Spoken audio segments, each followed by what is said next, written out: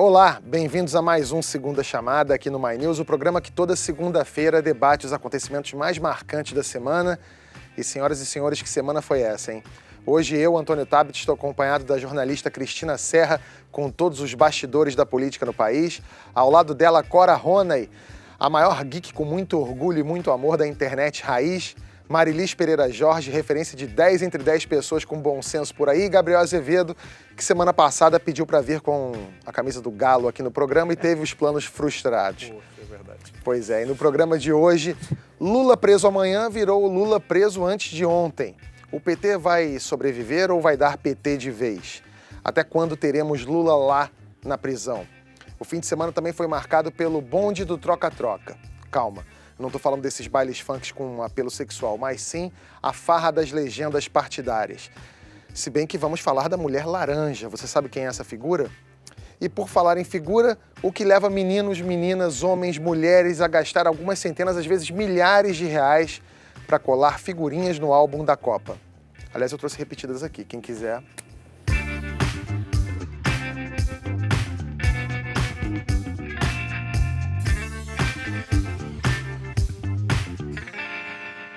Segunda chamada hoje tá meio sem assunto, né, gente? Depois de um fim de semana que não aconteceu nada, teve alguma notícia esses dias, é claro, que vamos começar com a prisão do ex-presidente Lula. Às 52 horas e 35 minutos, entre o decreto da prisão do ex-presidente e a chegada dele na Polícia Federal, pareceram um roteiro de filme, e o gênero o espectador escolhe. Suspense por um habeas corpus, ação com helicópteros e lutas, drama no caminhão de som e até comédia com leitura labial. E agora, qual vai ser o fim desse filme, Cristina Serra? Não sabemos ainda, né? Aliás, eu ouvi uma frase esses dias agora que eu acho perfeita para o momento que a gente está vivendo. Não sei de quem é, não lembro agora. Haja hoje para tanto ontem.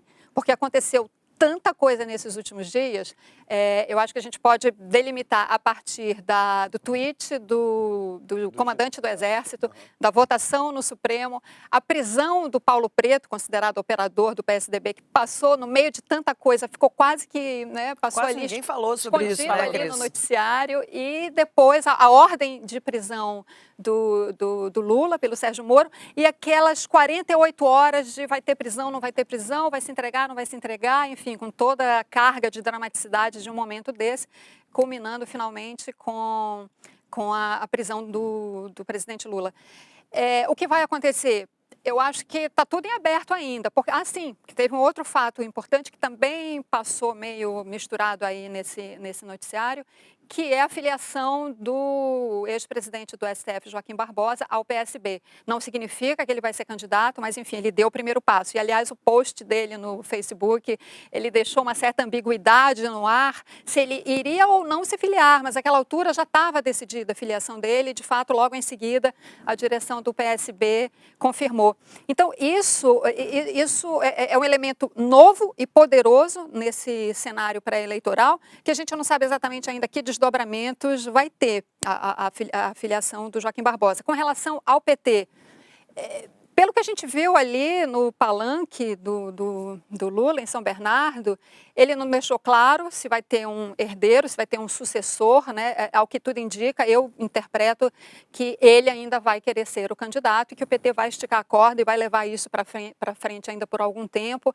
Ele deu muito mais atenção ao Guilherme Boulos, do PSOL, e a Manuela Dávila, do PCdoB, do que ao Fernando Haddad, que seria... Que ele enterrou o Haddad.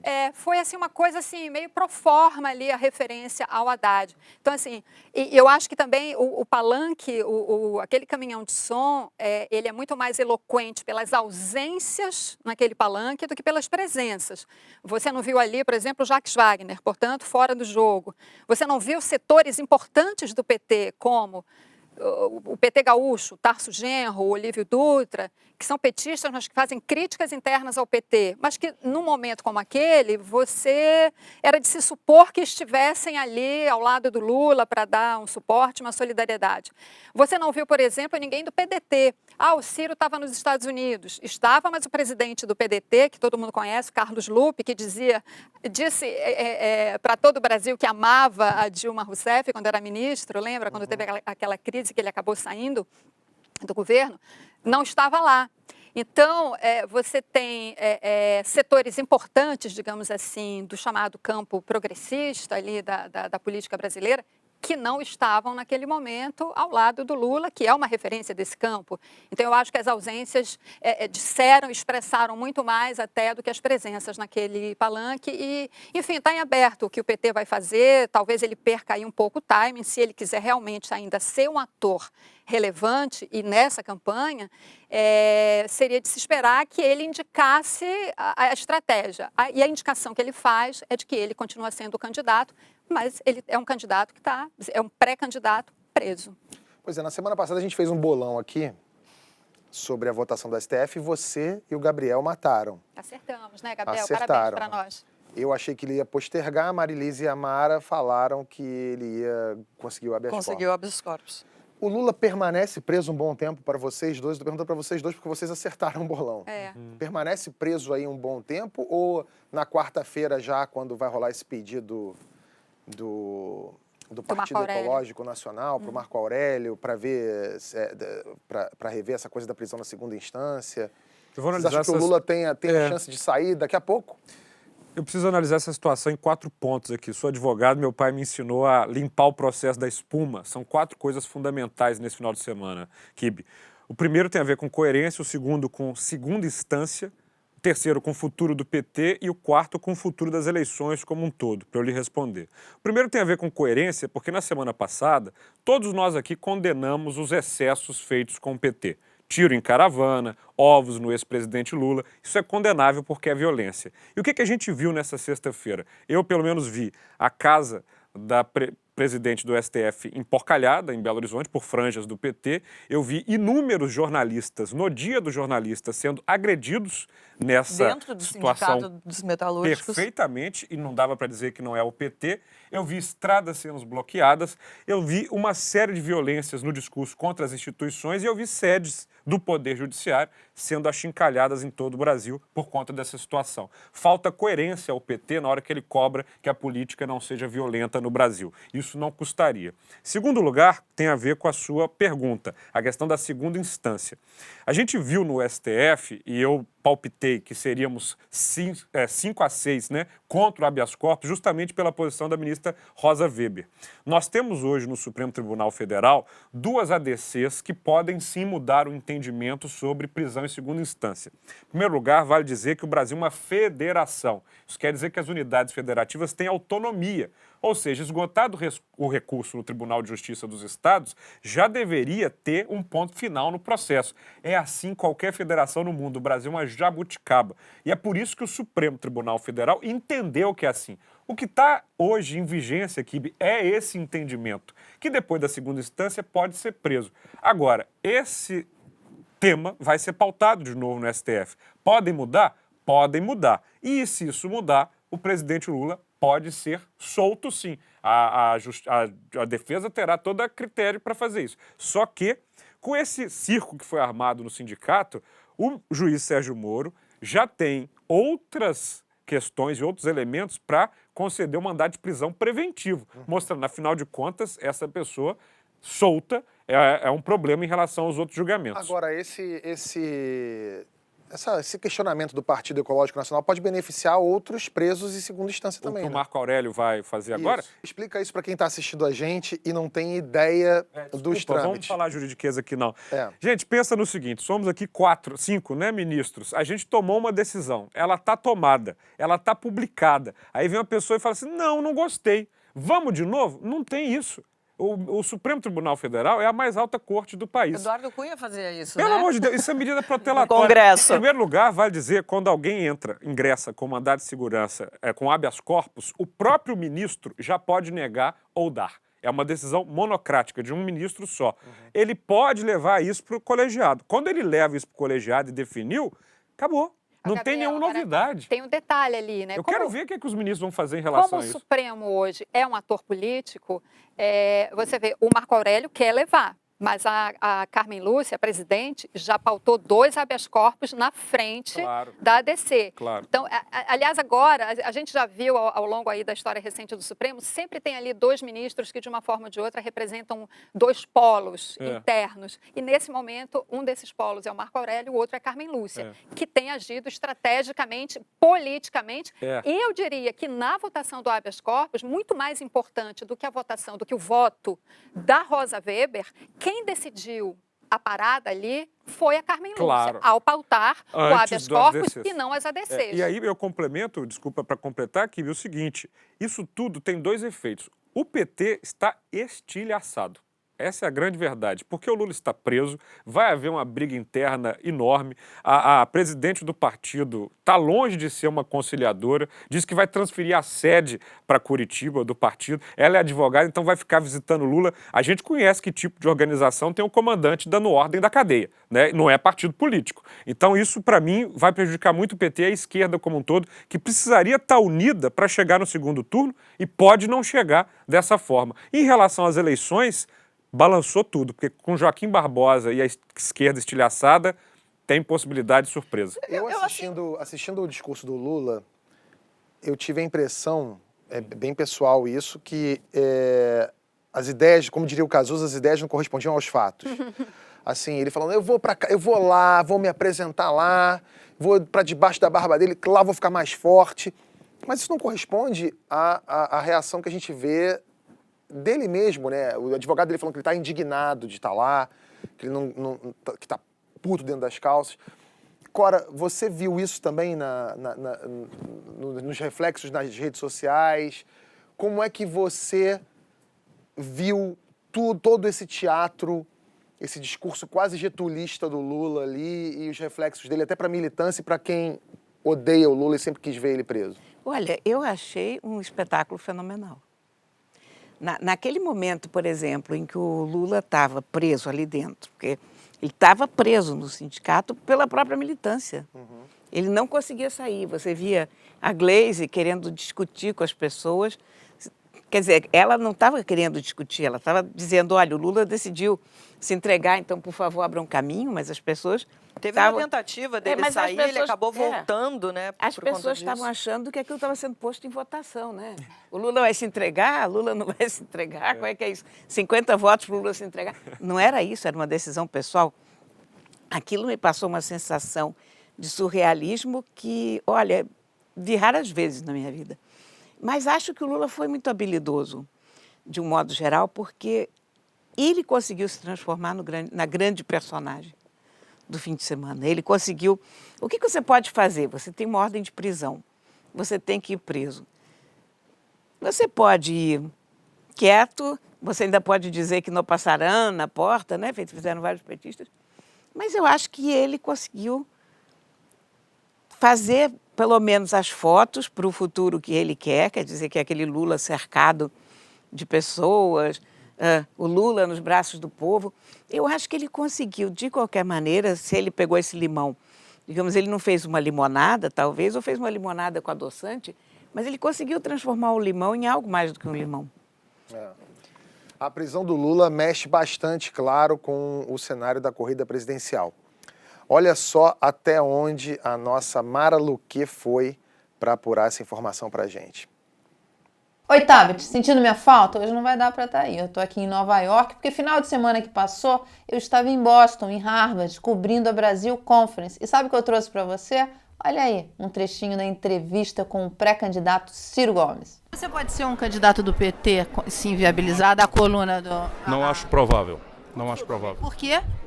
Porque a natureza do PT, e eu considero natural, é ter candidato. Você vai ter Joaquim Barbosa?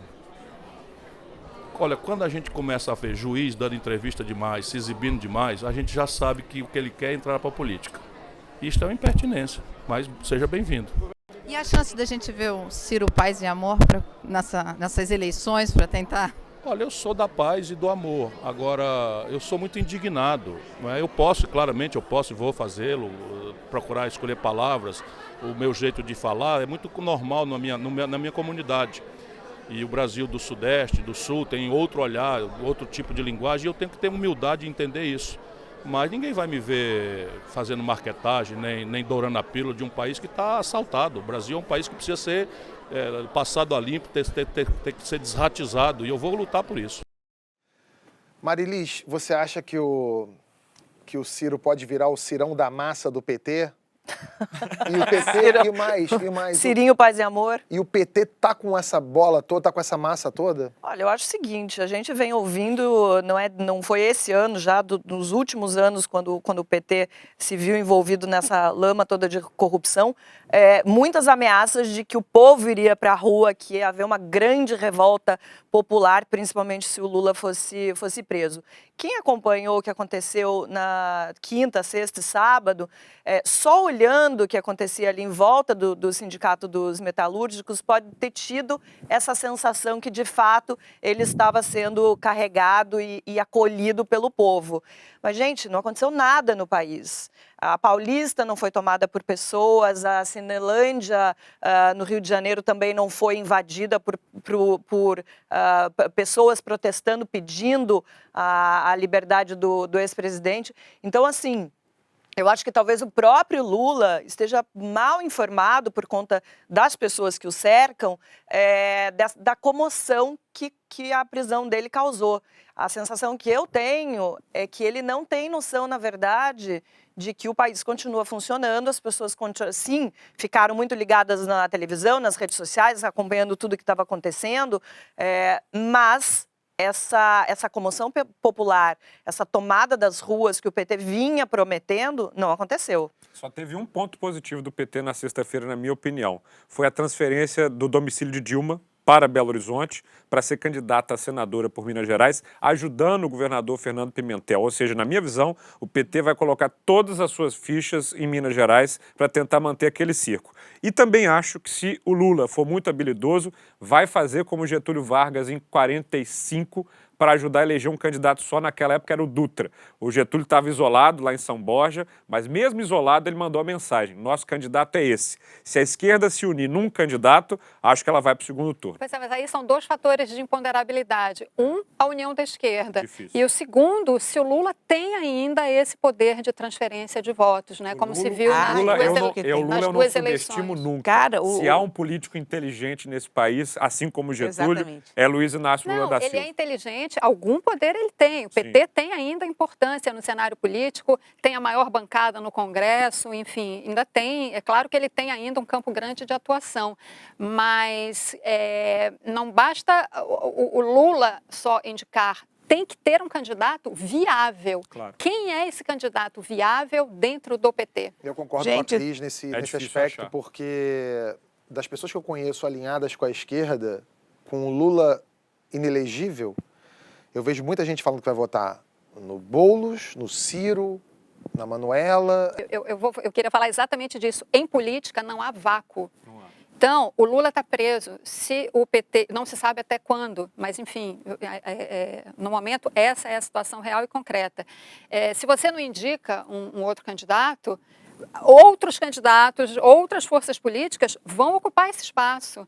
Sim. E a gente volta para a história do palanque, que é o Lula no palanque, enterrando o Haddad aos poucos, abraçando a Manuela e o Boulos e falando: esses dois carregam a minha chama. Qual é o recado que ele passa? É o recado do retorno, né? Ou seja, é o Lula sindicalista mesmo, que muito perdeu forte. As eleições de 89, que perdeu as eleições de 94, que perdeu as eleições de 98. Por quê? Porque concentrou o seu discurso numa extremidade do espectro eleitoral. Ou seja, Boulos hoje representa uma extremidade pequena da população. Manuela também, PCdoB e PSOL, franjas do PT, né? Linhas auxiliares. E mantém o PT na dependência da liderança carismática do Lula. Exato. O PT sem o Lula, ele pode sobreviver como partido? Pode, é claro. Mas o papel, a importância do Lula dentro do partido é conseguir conciliar todas as correntes internas. Sem o Lula, ainda que o Lula preso possa mandar orientações, a Gleisi vai ser a porta-voz, faz muita diferença o Lula não estar ali fora conversando com todas essas correntes. Por uma razão muito simples. O Lula fala o seguinte, né? Eu não sou mais o ser humano, eu sou uma ideia. É uma ideia velha, chama-se populismo. A América Latina já conhece essa ideia há muito tempo, ou seja, tudo depende dele e dele somente. Mas ainda é muito forte, gente. É Tanto muito que a forte. gente vê esse Não dá espetáculo para todo subestimar. que Não dá. esse Não espetáculo todo que arrastou por esses dias, ele naquela ocasião falou que a gente tinha um STF acovardado. O que eu senti, na verdade, foi uma Polícia Federal acovardada, dando tempo para que ele se entregasse na hora que ele Achei queria. estratégico. Achei estratégico. Pode Tudo ter que sido- podia dar errado ali, Marisa, era um Pode- corpo, eu né? concordo Um com corpo. você. Obviamente foi estratégico, mas eu senti uma demonstração de fraqueza da Polícia Federal. O PT estava louco para a Polícia Federal. É, claro. Para dar uma quebradeira Tudo que eles queriam era um quebra-pau. As pessoas que né? gritavam, não. E você tem uma energia ali que você quer jogar para fora, batendo, quebrando, os caras estão putos, então pronto. Mas eu falo que A nesse polícia momento. disse não. Ele ficou aquela coisa do sádico e do masoquista, né? Isso, exatamente. Bate, bate, bate. Não. Pronto. Foi o que a Ele polícia foi fez. pelo lado do que ele sabe fazer melhor, que apelando pelo populismo, porque você vê aquela presidente das Filipinas que foi presa? Não, 24 da Coreia. da Coreia. Coreia do Sul. 24 anos de prisão. A mulher foi presa, né? Ele, com aquele espetáculo, eu achei aquilo tudo muito deprimente. Aquela missa, que na verdade não era uma missa, era um comício, né? A gente viu aquilo acontecendo. Eu achei tudo muito deprimente e exaustivo. Foi exaustivo, mas teve uma força teatral muito grande. Uma força Muito. simbólica É. muito grande. Ele teve ser a usado, né, força, Cora? Vai ser ser muito usado. usado, é. Ali você tem Ele filme sabe trabalhar para a com campanha símbolos. política aí até o fim. isso. Tem a imagem que ele quis para o momento dele. Então, a carta que ele podia usar, a forma como ele podia dourar essa pirula, ele dourou e bem. O que eu fiquei com a Muito impressão bem, foi que o Moro concordo. com Exatamente. a ordem do Moro, a ordem do Moro bateu no PT assim, vamos ferrar a vida da produção. Por quê? Porque a gente tinha uma semana para fazer o documentário, a gente tem um dia. É isso. Mais ou menos Então, isso. câmera, luz, maquiagem, rápido, vamos fazer. E outra coisa que eu também queria saber de vocês, rapidamente, porque a gente tá. Esse papo tá muito bom, mas a gente tem outras coisas para falar. E o Bolsonaro nessa história? Porque eu acho que ele também é um pouco derrotado. Posso fazer uma aposta Com a- de novo? Vamos Vai. ver se eu acerto. Vai partir para cima do Ciro. Por uma razão. Ele sabe que o maior problema hoje do Bolsonaro... Ele perdeu. O problema dele está enjaulado, Bolsonaro está preso. perdeu o antagonista o Bolsonaro é um dele. tipo de O cara que eleitor só do cresce Bolsonaro está brigando. preso. Ele só cresce brigando. Ele vai precisar Concordo. de alguém para antagonizar. No caso, o Joaquim Barbosa não dá para ele fazer isso. Eles estão juntos. Como eu já disse aqui, são dois heróis, né? Querendo Aliás, Gabriel, substituir o desculpa, sistema. mas só um parênteses, né? Quem será o antagonista de Joaquim Barbosa? Quem irá antagonizar? Barbosa Se eu não puder dar precisa uma dica, antagonista. Então, é ele já justamente antagonizou. Ele já antagoniza, Cris. Ele antagoniza Não, com o então, sistema político sim, brasileiro. então. Mas para ele é uma Exatamente grande isso que eu tô batalha. falando. Mas olha, isso que o Gabriel está falando faz todo sentido, porque você olha as pesquisas, por exemplo, quando o Lula sai de campo, o Bolsonaro cai. Cai. O grande Bolsonaro eleitor do cresce Bolsonaro é o Lula, com, óbvio. lógico. com o Lula na corrida eleitoral. Então, com o fim de semana tomado pela cobertura da prisão do Lula, o troca-troca partidário, que acabou no sábado, ficou em segundo plano. O troca-troca é aquela janela quando os deputados estaduais e federais podem trocar de partido sem o risco de punição por infidelidade. Cris, ainda não tem um balanço, né? Mas quem é que ganhou e perdeu mais até agora com essa movimentação Até toda? agora, pelo balanço parcial, porque os dados oficiais só vão estar totalmente concluídos no TSE no dia 18, se eu não me engano, quem ganhou mais? O DEM ganhou. O PSL, o partido do Bolsonaro, ele conseguiu, se eu não me engano, foi de 3 para 10 ou algo, não é isso? E quem perdeu? O PMDB, o MDB, né? Perdeu sobretudo aqui no Rio de Janeiro, deputados aqui do Rio de Janeiro, e isso claramente é um efeito dos desdobramentos da Operação Lava Jato aqui no Rio de Janeiro. E a Marina? A Marina perdeu deputados e agora corre risco de ficar fora até de debate, né? Exatamente, perdeu Eram 2 4 deputados. deputados da rede, foram para 2. Se ela não coligar com outro partido, ela não pode participar de nenhum debate, porque é necessário ter 5 deputados federais no partido do presidenciável para que ele possa ir. Mas existe algum tipo de exceção? Podem Nenhuma fazer? exceção. Eu escuto muito, se tiver com tantos votos por cento na pesquisa, vai? Não vai. Entendeu? Só vai quem tem 5 deputados ou mais no partido e na coligação. Tá, no caso específico da Marina, para você, ela não estar num debate, isso enfraquece demais a candidatura dela. Muito. A rede tem, com todo respeito à presidenciável Marina Silva, chances de desaparecer esse ano. se ela não souber criar uma estratégia para se colocar. Porque é muito candidato, né? Ela não tem mais a predominância de ser a única candidata de terceira via, vários outros vão aparecer e a gente está numa briga que é enorme. Qual? A de sobrevivência partidária. Por que houve o troca-troca? Porque na próxima eleição, a partir de fevereiro do ano que vem, o partido que não tiver o número mínimo de deputados perde o fundo partidário e perde tempo de televisão. Então vai ser, como já te disse aqui no programa, né? Rato acuado luta igual gato. Vai todo mundo brigar muito para garantir esse quinhão. E a Marina também, ela não pode ficar também, se ela quer realmente ser uma candidata competitiva, ela perdeu várias chances ao longo desses 3 últimos anos de efervescência política de se posicionar, de dizer qual é a visão dela em vários momentos-chave. Ela esteve completamente ausente do Eu debate. acho que ela até se posiciona, Cris, mas não no tom que o Brasil pede, sabe? Nesse momento. O eu Joaquim acho que ela também não é tem um pouco assim? Eu fico Não. com a impressão que o Joaquim Não, Barbosa é um pouco não. assim também. Não, Mas o concordo com a Joaquim Cora. se Não. quer era- Você acha é que não, Cora? Joaquim só estava esperando. Exatamente. Nós estamos vendo exatamente. Olha, Cora e eu estamos ali, bancada hoje. Eu acho que o Joaquim Barbosa está observando, Isso. sabe? Na hora que ele parar de observar, ele não vai parar de falar. Aliás, o medo que eu tenho em relação ao Joaquim Barbosa é esse temperamento dele, porque ele é um homem inteiramente imprevisível. Ele pode surpreender a gente de todas as formas possíveis. Não acho isso Sempre ruim, não. lembrando, né, Cora, que a eleição, isso só está discutido aqui por nós, que gostamos de política. O povo ainda está, ó, temos uma Copa do Mundo daqui 60 Tem muita dias. coisa. Tem muita coisa para rolar. Cora, você está falando do Joaquim e a gente estava falando do Bolsonaro contra o Ciro. Eu acho que o Ciro é uma briga boa para o Bolsonaro, não é uma briga tão fácil. Acho que até que o Bolsonaro antagonizando com o Lula e com o PT mais fragilizado do jeito que vinha, para o Bolsonaro é bem confortável. Acho que o Ciro é um cara que bate de volta. Então, teremos debates acalorados esse ano, você acha? Olha, o Ciro é bom de debate. Quer queira, quer não, fala muita besteira. Enfim, mas sabe falar, é rápido. Besteira com propriedade. Fala besteira com propriedade, eventualmente. Mas, não, para quem gosta de luta livre, eu acho que nós vamos ter debates maravilhosos. Ciro e Bolsonaro, eu não consigo imaginar. Não é nem questão de luta livre, porque debate com Dilma e Marina, pra mim, deu. Não, debate deu. com Olha, Dilma, vocês estão- desculpa, Pode ir hein? no YouTube Não, ver não, os debates de 89, vai Eu- ser tipo aquilo, muitos candidatos. Eu estou quase mudando meu título eleitoral para Minas Gerais só para votar na Dilma. Muda para BH, porque aí, né, mudo pra na BH, próxima. porque, quem sabe. gente, vai ser... Não sei, sei Porque lá. vai ser um mar de memes, porque eu morro de saudade dos discursos da Dilma. Porque há muito tempo não tinha uma coisa tão engraçada Olha, na vocês- política brasileira quanto os discursos da Dilma. Vocês estão falando do Joaquim Barbosa, que ele de fato, ele está observando sim, mas ele, ao contrário da Marina, ele se posicionou em Sim, momento-chave. sim. Ele fala pelo Twitter, ele tem participado do debate com muita parcimônia, mas ele não ele é está uma ausente. figura completamente diferente da Marina. Ele é um outro candidato, approach. É totalmente fora de qualquer previsão assim, Você acha de dos outros cenário. candidatos, Cora, o que mais tem aí?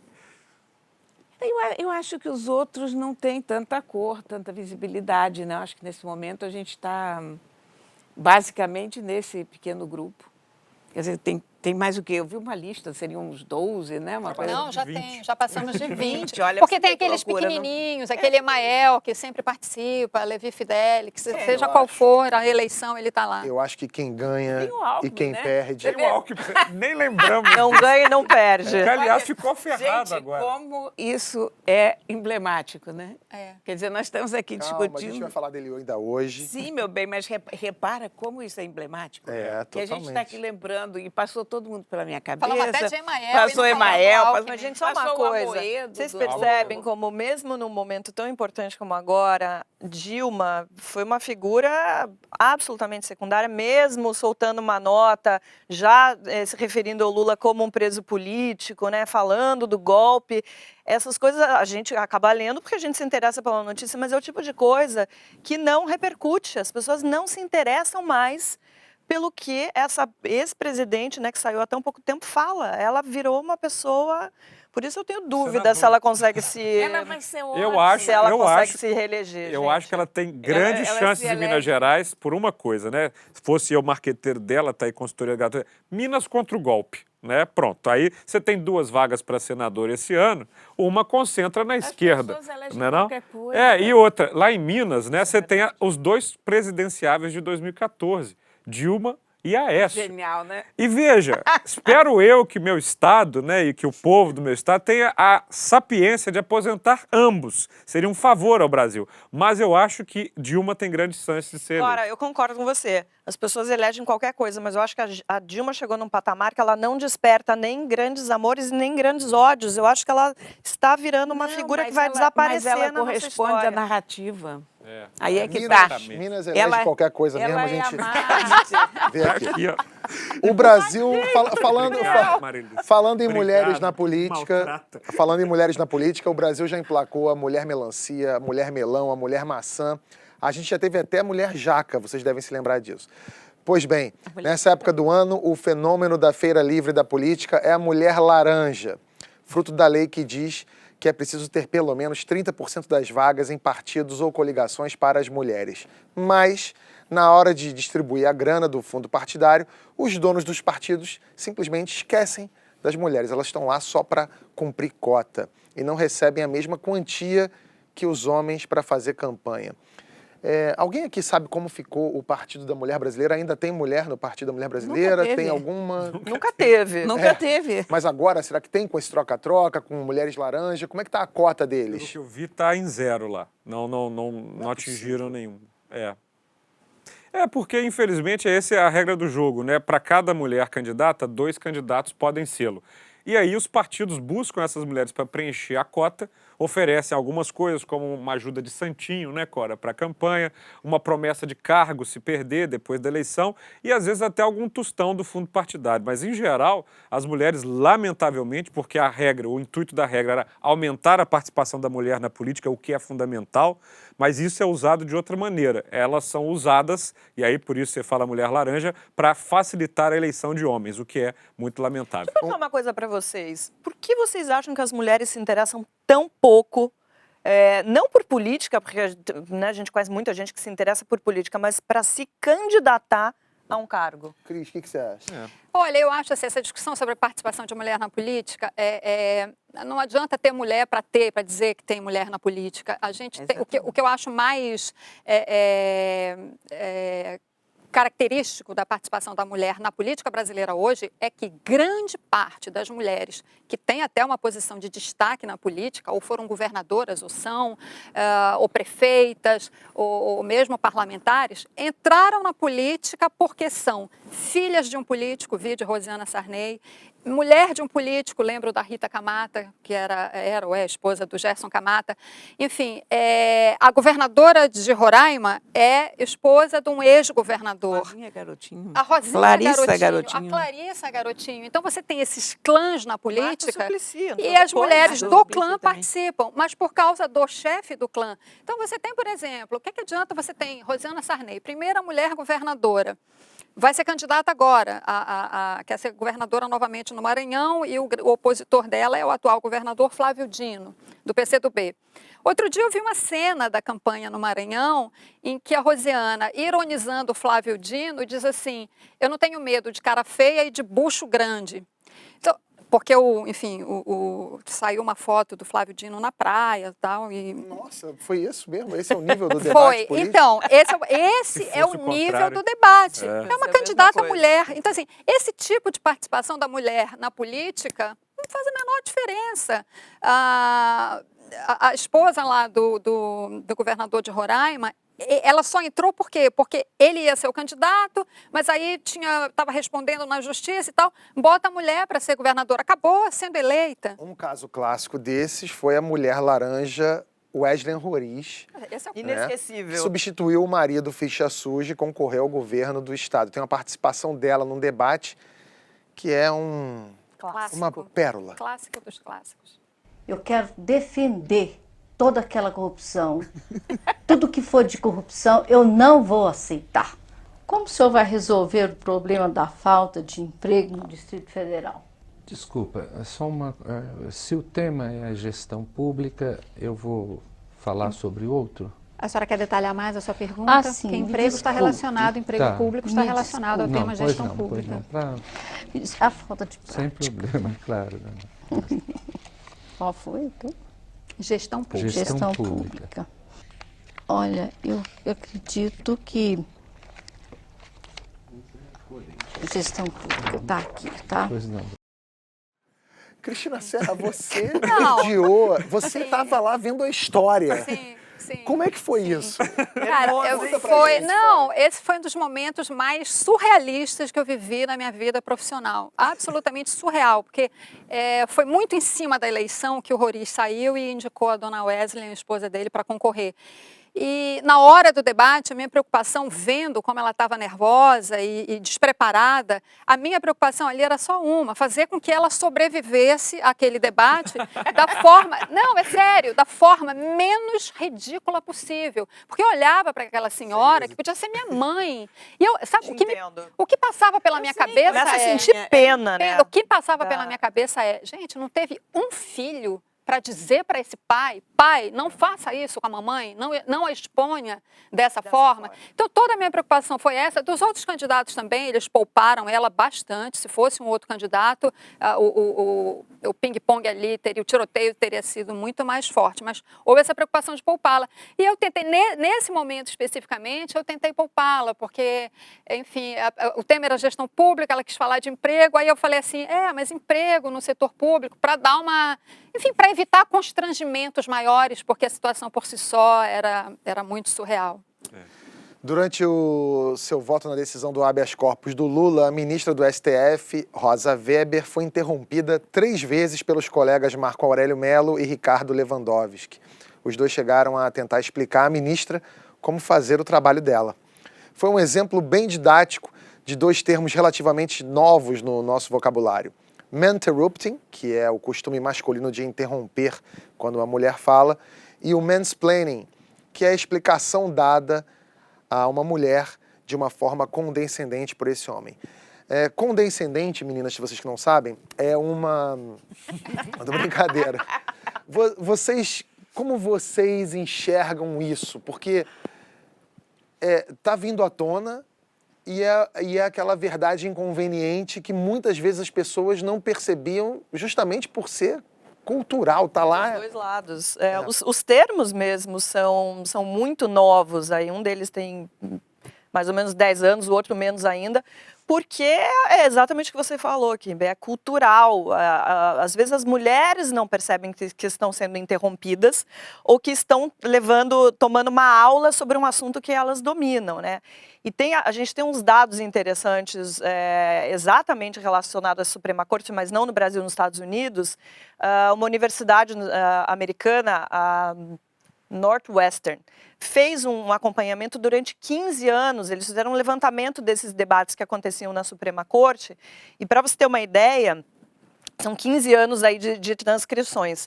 Em 2015, tinha 3 mulheres na Suprema Corte Americana e 65% das interrupções foram dirigidas a elas, enquanto elas só interrompiam as pessoas em 4% das vezes.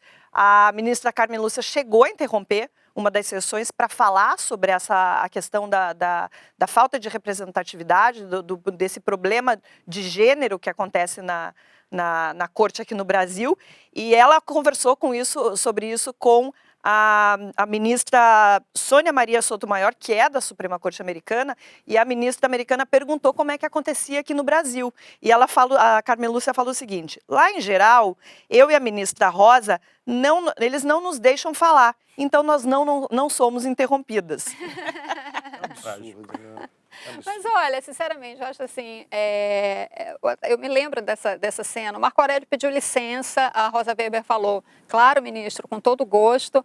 E houve ali um debate, porque assim, a Suprema Corte tem que ter debate.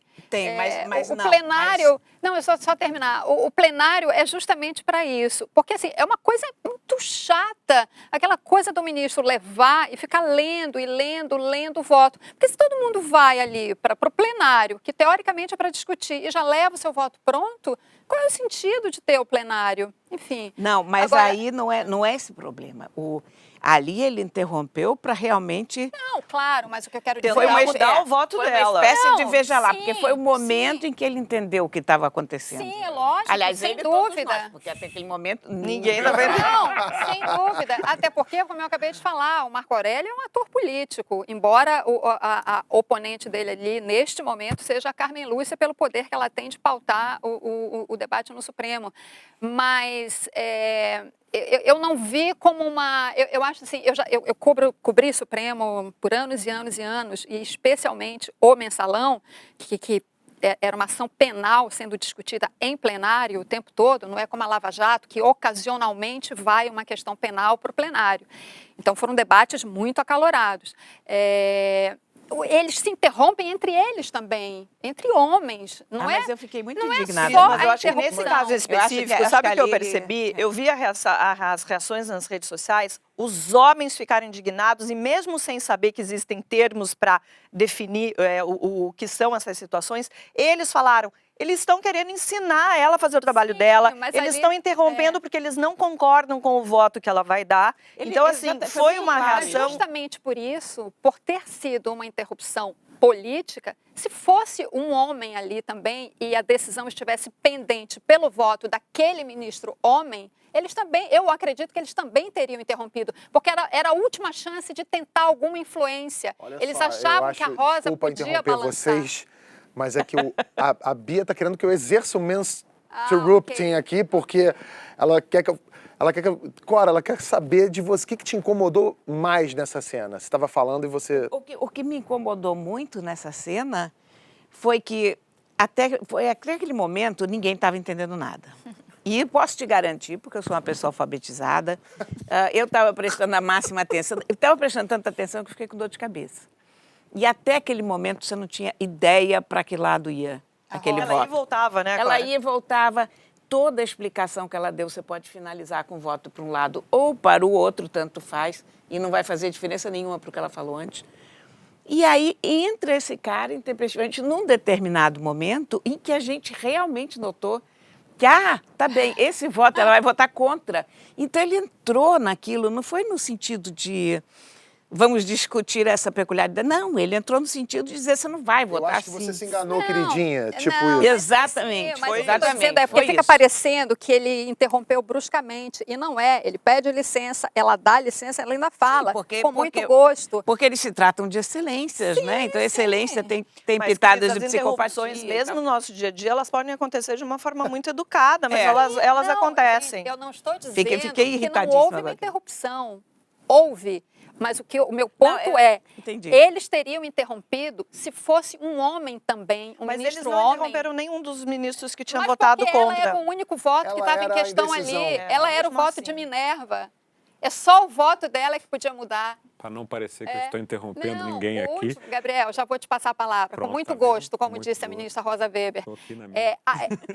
Só houve a interrupção do voto dela porque ela era o único voto que podia talvez mudar ali, só por isso. Se fosse, por exemplo, o voto do Barroso, que estivesse ali em dúvida, ele estivesse pendendo para um lado ou para o outro, Lewandowski, Marco Aurélio iriam Mas isso interrompê-lo. configura o mansplaining, que é você, na verdade, explicar, olha, na verdade, você está Você não tá errada. querendo Você votar está fazendo assim. a coisa errada É. porque você não deveria votar Mas desse não jeito. por ela Isso ser é mulher, o mansplaining. era por ela ter o papel ali de fiel da balança. Eu já vi ministros fazerem isso em outras votações que estavam por um fio, digamos assim, que só faltava um voto ali ser definido. Eu já vi ministros, já vi Gilmar fazer isso, Marco Aurélio, Gilmar e Marco Aurélio são os que mais fazem, Lewandowski faz um pouco. será, né? Já vi muito, já vi É muito. curioso, Gilmar e Marco Aurélio serem os que mais fazem. Não falei nada. Bom, Gabriel, não vou deixar você falar porque a gente já me interruptem demais e você já exerceu sua cota. O LP deu lugar ao CD, que deu espaço ao MP3, que agora foi substituído pelo streaming. A nota de dinheiro está caindo de desuso, ninguém usa mais aquele mapa de papel, está tudo virando digital. Mas entra Copa e sai Copa, o bendito álbum de figurinhas ainda é uma febre. Acha que eu estou exagerando? Então você não soube da história de um cara que invadiu uma banca em São José dos Campos, interior de São Paulo. Ele roubou R$400 e 6 mil em figurinhas. Não está convencido ainda? Então olha o flagrante de um negócio suspeito na Assembleia Legislativa do Rio de Janeiro. Em jogo, uma verba milionária, um cargo público, nada disso. Eram 2 marmanjos trocando figurinhas da Copa. A dupla acabou exonerada. Em plena era digital, por que o analógico, álbum de figurinhas, faz tanto sucesso? Vocês têm algum palpite? Eu acho que sim, porque a figurinha é concreta, você pega. Eu acho que o que faz muita falta para a gente no mundo digital é a coisa de pegar. Então, todo mundo falava que o livro ia acabar quando aparecessem os e-books, o livro em papel, e pelo contrário, a garotada hoje compra muito, muito livro, porque eles querem ter aquele objeto, querem botar na estante. E eu acho que a figurinha tem esse mesmo efeito. O meu neto é inteiramente alucinado pelas figurinhas. Eu acho que tem Os toda... meus filhos também só... Tem a coisa de abrir o pacote, de ver quais são as figurinhas que vêm. Não há digital que substitui se colar, Não, e no final, trocar. quando o álbum... Eu já gastei muito dinheiro com álbum por causa do meu filho, em toda a Copa. Vai uma boa grana nisso, né? Mas o mais gostoso é no final, quando faltam aquelas últimas figurinhas, que são as mais difíceis de conseguir, que você fica alucinado para encontrar aquilo, né? Não, eu tenho uma história, um testemunho do que aconteceu comigo. Eu fui com meu filho ao shopping e ele queria que eu comprasse umas figurinhas para ele. E tem uma banca ali, perto do shopping da Gávea, uma banca bem grande. Eu já conheço o rapaz que trabalha na banca, é muito simpático. E eu entrei e falei, tem figurinha da Copa? Ele falou assim, quantas você quer? Aí eu falei, de brincadeira, assim, quero 6 mil reais em figurinha. E para ver qual ia ser a reação dele. Aí ele falou assim, rapaz, 6 eu não tenho, eu tenho só 4 porque o cara acabou de levar 2. Eu falei, peraí, o cara que acabou de sair da banca comprou 2 mil reais de figurinha? Ele falou assim, comprou 2 mil reais de figurinha. E você tem mais 4 aí, 4. Ele falou que vende 6 mil reais de figurinha por dia nessa banca. Parte disso deve ser eu, porque o meu neto toda hora pede. Pois é, ele compra... Aí eu comprei, sei lá, 20 pacotinhos pro meu filho, que dava 40 reais em figurinha, e levei ele para colar as figurinhas. Ele estava colando, a gente estava numa cafeteria ali da academia que fica dentro do shopping, e passou um professor, que deve ter 30 e muitos anos, viu o meu filho colando as figurinhas e falou assim, peraí que eu vou pegar minhas repetidas. E trouxe as repetidas dele, o cara começou a trocar figurinha com meu filho, até tirei uma foto do cara com 30 e muitos anos trocando figurinha com uma criança de 9. E ele falou assim, e meu filho tinha uma das que faltava, 3 faltavam para ele só, e meu filho tinha uma dessas. Ele trocou e deu todas as repetidas dele pro meu filho em troca dessa uma. E eu falei, nossa, mas só faltam 3 repetidas, só faltam 3 figurinhas para você? Ele falou assim, é o meu 3º álbum. Que isso. Eu falei. Agora vem cá. Aí eu falei assim, peraí, você tá no seu 3º álbum, você tá completando o seu 3º álbum. Ele tô completando porque eu vendo completo. Eu completo o álbum e no mercado negro ele vende o álbum completo. Mas gostoso é. Graça, gostoso né? é Você tá falando marmanjo de 31 anos, eu estou fazendo o álbum. E o mais engraçado, eu tô fazendo, meu marido não tá, não tem o menor interesse nisso. E o mais engraçado é que um dia eu postei, eu falei, gente, eu tô fazendo o álbum da Copa. A quantidade de marmanjo e marmanja, eu também tô, mandando mensagem box, tenho pra trocar, vamos combinar de tomar um chopp pra trocar figurinha. Virou uma febre. E realmente é uma coisa muito lúdica.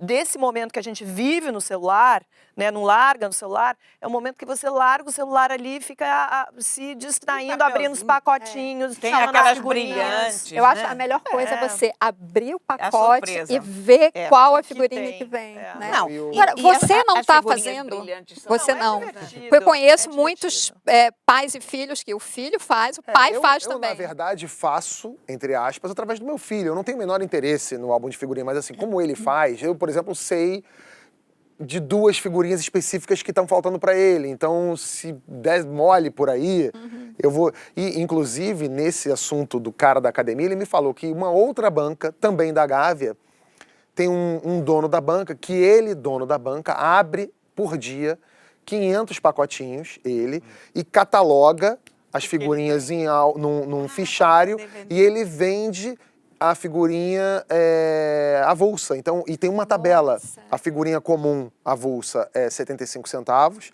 as do time inteiro é 2,50 e as brilhantes são 5 reais. Aonde essa. Aí, ó. Agora, a É tecnologia... você que financia isso, Cora. Agora, a tecnologia já entrou nisso, porque já tem aplicativo para troca, já tem, enfim, as próprias redes sociais agora viraram um jeito de você também se conectar com outras pessoas. Então, assim, uma coisa acabou se adaptando à outra. Você também é viciado em figurinha? Você é viciado no azulzinho? Não, calma, eu não estou falando do Viagra de novo, não. Eu estou falando do azulzinho que confirma que a pessoa leu a sua mensagem no WhatsApp. Você fica esperando uma resposta e se desespera se ela não vem imediatamente? O quanto você sofre com ansiedade digital? Aqui, quem é que sofre desse mal moderno da ansiedade, tira o negocinho dos 2 tracinhos e fica louco com isso? Eu um pouco. Porque, na verdade, com o meu mandato de vereador, ele é muito utilizado na internet. Então, as pessoas usam o meu aplicativo, meu WhatsApp, para buraco, árvore, problema na cidade, então eu fico ali o tempo inteiro conferindo. Mas uma medida para amenizar isso foi que no ano passado eu fui fazer uma viagem e antes dela eu decidi sair de todos os grupos de WhatsApp. Então, hoje, tirando o grupo de WhatsApp do My News, eu não participo de mais nenhum outro. E isso melhorou muito a usabilidade dessa ferramenta para mim. Eu confesso não sofrer muito da ansiedade digital. Eu não Eu tenho tenho. problema com isso. Você não tem problema também? Não, eu imaginei que você ia ser. Não. Eu vejo meu WhatsApp assim 1 ou 2 vezes por dia. Tanto que os meus amigos já sabem disso, mandam um WhatsApp. Nossa! É porque, Cora, eu lembro de uma coluna sua que eu li e foi bem... Eu me identifiquei muito quando eu li, quando você falou do avião. Que a gente, quando entrava no avião... isso já não acontece mais hoje em dia também. Porque no avião agora tem Wi-Fi. Mas antigamente, quando a gente entrava no avião e você não estava conectado, você falava assim, nossa... Era um mini detox, né? Dependendo do tamanho. Uma revista, vou ter Não, livro. eu domestiquei. Quando eu comecei a usar o Wi-Fi, eu deixava as notificações e eu respondia tudo. Na hora eu digo, não vou fazer isso. Porque senão você morre. Quer dizer, qualquer pessoa que tem uma caixa postal um pouco mais movimentada, como a gente tem... Mas isso é motivo de ansiedade para muitas pessoas. Você não faz mais nada. Tem que Quer estar dizer, a conectada. minha família já sabe, quer falar comigo, me telefona. Porque pelo Messenger não vai me pegar, pelo WhatsApp não vai. Eu percebi isso ontem. Nossa, mas tentando falar com eu não cheguei a tanto, não. Se alguém me liga, eu já fico até irritado. Mas a história é séria, gente. Olha, para você ter uma ideia, já tem um núcleo de dependências tecnológicas, que é do Hospital das Clínicas de São Paulo, e eles falam o seguinte, que a gente interage em média 85 vezes por dia por meio de celular. 91% das pessoas não saem de casa de jeito nenhum sem celular. E tem até um termo em inglês que eu acho que na semana passada, pelo menos para mim, fez muito sentido, que chama Fear of Missing Out. Que é o seguinte, exatamente, que é o FOMO, que é você ficar com medo de estar por fora de algum assunto ou ficar sabendo depois de alguma coisa muito importante. Que tem a ver com aquilo que a gente já falou das pessoas hoje, cada uma é editora de si mesma e tem que dar o furo nas redes sociais antes de todo mundo. Exatamente, mas por exemplo, na semana passada que a gente teve ali, né, o pedido de prisão, se entrega ou não entrega, né, do ex-presidente Lula, eu estava na estrada viajando, o rádio não estava pegando bem, fiquei sem sinal no celular e foi me dando uma agonia muito grande de não estar acompanhando naquele momento o que estava acontecendo, que era um capítulo da nossa história.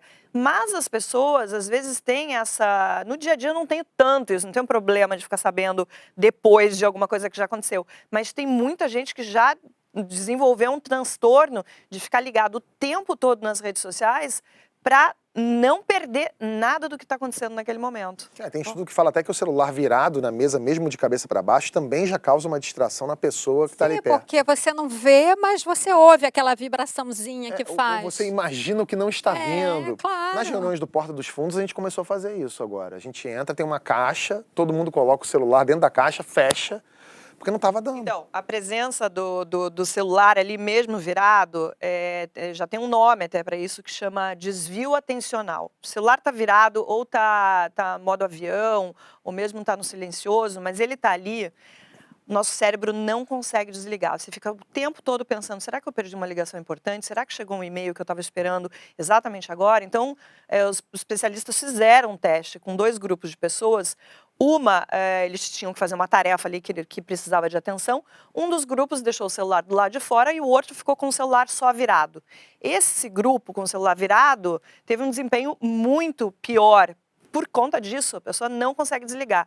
Então, se você quiser fazer alguma coisa que precisa de atenção, que você tem que dar uma desligada do mundo e do que acontece ali naquele celular, você tem que deixar ele à distância, tem que deixar num outro cômodo da casa. Eu fiz isso. Porque senão... eu estou escrevendo um livro, que é uma coisa que exige uma capacidade de concentração muito grande, até porque é um livro que tem aspectos técnicos muito complicados. E, enfim, por conta de trabalho, eu tenho família fora, tenho filho fora, então eu não consigo desligar completamente do WhatsApp. É um mecanismo de informação muito grande. E eu tentei fazer isso, virar o celular. Só que eu não conseguia, ele me desviava da atenção da mesma forma. Eu adotei algumas medidas para não enlouquecer e para poder me concentrar, realmente.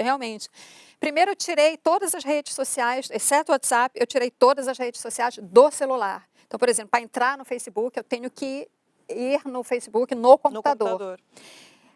E a outra coisa foi, quando eu tô... Como ela consegue? Quando eu tô escrevendo... Gabriel tá passando mal só de você o tamanho do meu carregador, Cris, fica conectado. E quando eu tô escrevendo, quando eu decido, bom, hoje eu vou trabalhar, vou escrever, eu simplesmente deixo o celular, se eu tô na sala, ele fica no quarto, final de semana eu vou para outra casa, se eu tô escrevendo embaixo, ele fica em cima, para que eu nem ouça, para que eu não tome conhecimento. Então eu fico, às vezes, horas fora do celular, e aí quando eu vou ver, tem aquele monte de mensagem, aí eu sento calmamente, vou responder, porque assim, você tem que estabelecer algum controle. Não, eu mantenho o meu celular absolutamente sempre ao meu alcance, aliás, eu uso 2. Você está com ele na mão. Aqui, ó, aqui. Quer dizer, eu quero que ele esteja perto, porque se eu quiser checar alguma coisa, porque sem o Google eu não vivo mais, ele está aqui. Você tem aquela ansiedade de quando a bateria está acabando e você sabe que você não vai ter como carregar? Porque isso é um outro problema que as pessoas já estão ficando... Às vezes é tão bom ficar sem bateria. Ansiedade, eu não tenho, honestamente. Eu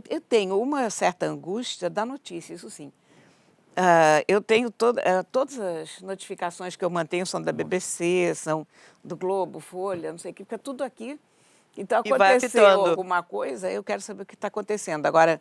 WhatsApp, Messenger, não sei o que, não, porque senão eu fico doida. Esses aplicativos contribuem muito para a nossa ansiedade digital. E agora temos um outro que promete agitar a vida da galera, o Talkmin, aplicativo do pré-candidato Geraldo Alckmin à presidência da República. Não é brincadeira, tá? Quando chegou essa notícia aqui, a gente achou que fosse fake news, mas não é. Ó.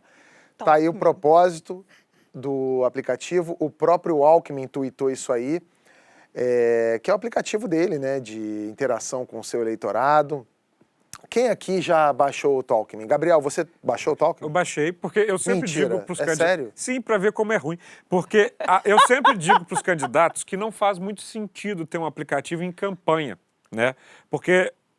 na verdade, é um período muito curto e tal, ele vai dar o quê? Prêmios. A pessoa que mais interagir vai jantar com o Geraldo Alckmin. Quem aqui não quer desesperadamente jantar com o Geraldo? Sério. Então, assim, tem esses Vem cá, você dá prêmio no teu aplicativo? Não, meu aplicativo é muito melhor do que esse. Não, que chama... eu não perguntei se é melhor não, ou não, se não dou prêmio. Não, lá a pessoa, meu vereador, a pessoa baixa... Se um rapagão de Belo Horizonte quiser jantar com você, ele não é pelo aplicativo. Não é pelo aplicativo que ele vai conseguir. Nem ele, nem elas. É o seguinte... É pelo Grindr, pelo mesmo caminho que você atingiu e jantou comigo, e foi legal. Claro. Basicamente, no meu vereador, que é o que eu uso, há uma notificação agora 8h30 da manhã para as pessoas, tá lá a pauta de votação e todo mundo pode votar para direcionar o meu voto em plenário. A pessoa está andando na rua, viu um buraco, fotografou, manda para o mandato para a gente cobrar da prefeitura resolução. Quanto que eu estou gastando no mandato? Ela vê. Se faltei, ela vê. Então, o orçamento da cidade, ela discute por ali. Eu acho um aplicativo mais útil, né? Porque no caso do Alckmin... Você sabe que a gente vai cortar toda essa sua campanha da versão final da edição, né? Só para te poupar também de... É isso mesmo? Você cortou, você pediu para eu explicar. Eu tô brincando, Gabriel, vai. Não tô fazendo propaganda, não. Inclusive virou um novo aplicativo, chama Nosso Mandato, que vários vereadores passam a usar nesse momento no Essa é a Brasil. parte legal. Eu acho isso Essa muito parte importante, é porque muito boa, aplicativos eu tô gostando podem muito disso. servir a políticos se eles estiverem mais focados na pessoa do que no próprio político. Mas não vamos ficar só aqui no Alckmin nem no Talkmin, né? O Segunda Chamada propõe aplicativos para todos os candidatos e a gente fez uma sugestão aí, ó. A gente tem o Insta Gomes, isso tudo criação nossa aqui. O Tuitemer. O Tuitemer deve ter 1.400 caracteres, né? Bolsonep. Bolsonaro. E o Candy Color. Gente, Collor, né? Candy Color O foi aqui no Facebook. curso. Bolos. Bom, gente, muito obrigado. Esse foi o Segunda Chamada de hoje. Obrigado por acompanhar a gente e até quarta-feira com os vídeos das entrevistas que a Mara Luque fez no Brasil Conference em Harvard. Quinta tem o Economia Genial e sexta o É Pessoal com a Thaís Herédia. Inscrevam-se no canal e a gente se vê semana que vem do jeito que a coisa vai, né? A semana que vem for, né? Tão quente como a que passou. Tão quente, tomara. Até lá. Tchau, tchau, gente. Vai cortar essa parte, né?